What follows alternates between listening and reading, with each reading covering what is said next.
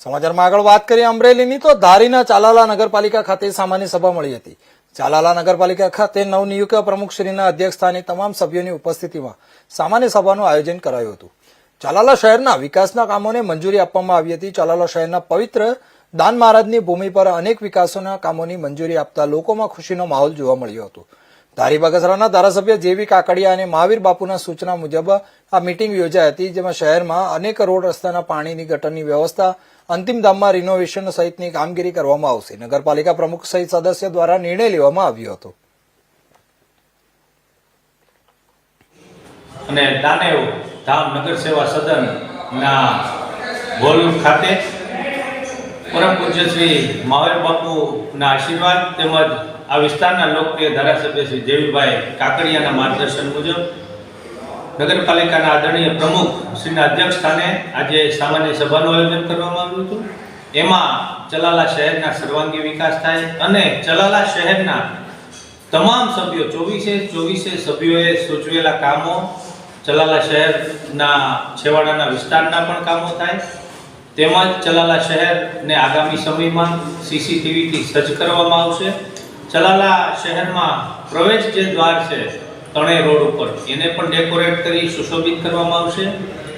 જે મુખ્ય આપણો શાક માર્કેટનો સૌથી મેઇન પ્રશ્ન હતો, તો શાક માર્કેટને તીનબત્તી ચોકથી જૂની નગરપાલિકા સુધી બ્લોકથી મળી ત્યાં પણ જે રોડ રસ્તાનો પ્રશ્ન છે એનો પણ આજની આ મિટિંગમાં કાર્ય કરવાનું સૂચવવામાં આવ્યું છે।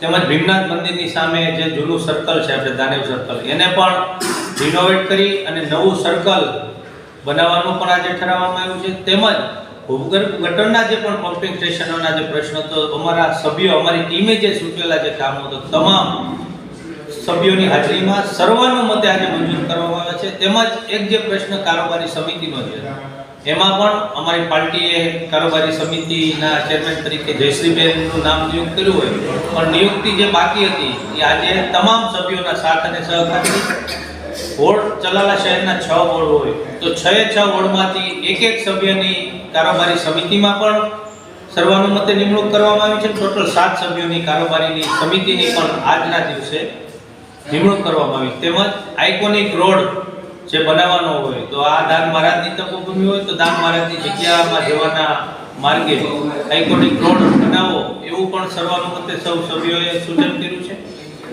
તો ચલાલા શહેરમાં પાણી પુરવઠા હોય, સફાઈ હોય, ગટર હોય, લાઇટ હોય, અમારા સભ્યોએ, અમારી ટીમના જે ચૂંટાયેલા સૌ સદસ્યશ્રીઓ છે એમના દ્વારા જે સૂચવવામાં આવેલા કામો છે, ધારાસભ્ય શ્રી દ્વારા પણ અમને માર્ગદર્શન આપી જે કાર્યો સૂચવવામાં આવ્યા છે, તમામ મુદ્દાઓ સર્વાનુમતે આજે મંજૂર કરવામાં આવ્યા છે। અને અમને જે સાથ અને સહકાર અમારા 24 સભ્યશ્રીઓએ આપ્યો છે તે બદલ એમનો સૌનો હૃદયપૂર્વક આભાર માનીએ। નમસ્કાર, મારું નામ અશોકસિંહ તલાટિયા છે।